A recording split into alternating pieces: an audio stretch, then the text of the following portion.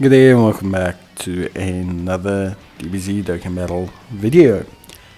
In this video we're going to be taking a look at how Super Saiyan 3 Goku Angel does in the Cell Max event and just discuss how his performance is in the hard content in general. Now he's been out a while and been trying him out in a couple of things. But yeah, so obviously Goku, base form, transformation form, generally are just improvements directly on the base. So in the base you have like 150% attack and defense, 50% evasion, get an extra 20% above 50% HP. You get more defense, the higher the health, more attack, the lower the health. Orb changing with Majin Buu Saga, allies or enemies, 50% crit with a rainbow orb, and 120% attack and defense when attacking with 3 or more orbs obtained. And then when you turn Super Saiyan 3, that all just gets buffed. So 200% attack and defense, an extra 30% evasion. If your HP is above 50, you get that extra boost in attack and defense.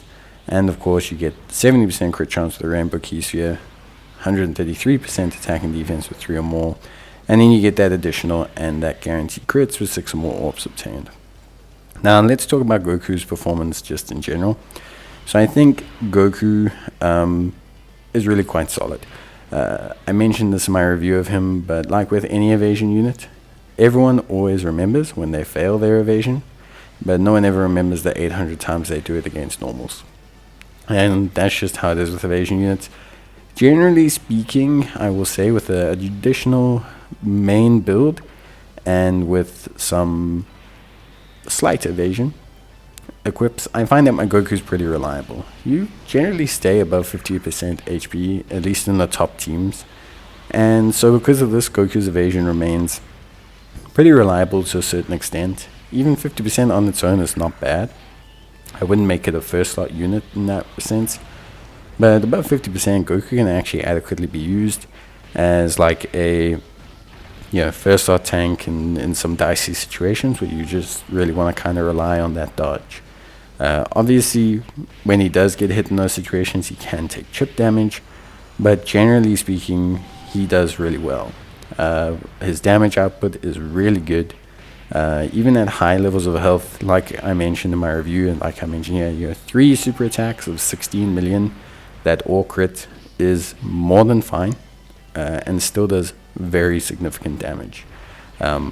He pairs up amazingly in a lot of his current teams.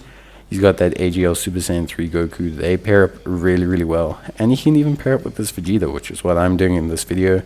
They make a really cool pairing. So, Goku, really good. I think, for me, a very impressive performance, actually. And I think he's a unit that, at least for me, on the surface level of things, is actually incredibly fun to use. I do like these kind of units that are a little bit more gamble, get what you take type of thing. Like again, I'm using Goku. My health dropped. Is this evasion in? Is it not? Is it up? I think for me, really cool. That kind of like RNG slot for some units sometimes. When the reward is good and the base form is not hindered too much. And I think Goku's that perfect balance. Like, Goku is really good, even if you don't have the 50% health for that extra evasion.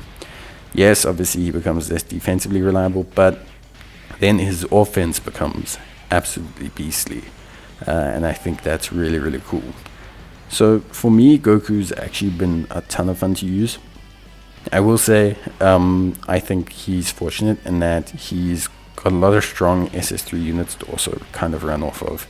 And since SS3 is so Majin Buu centric, I think it's really helped him. AGL SS3, you've got the Gotenks SS3 units, and you've also got the upcoming Tech LR Gotenks SS3 unit. So Goku really has a ton of good units to kind of run that play off of. And I think it's great for him. So yeah, I'm very impressed with Goku. Really cool units, and yeah, good time.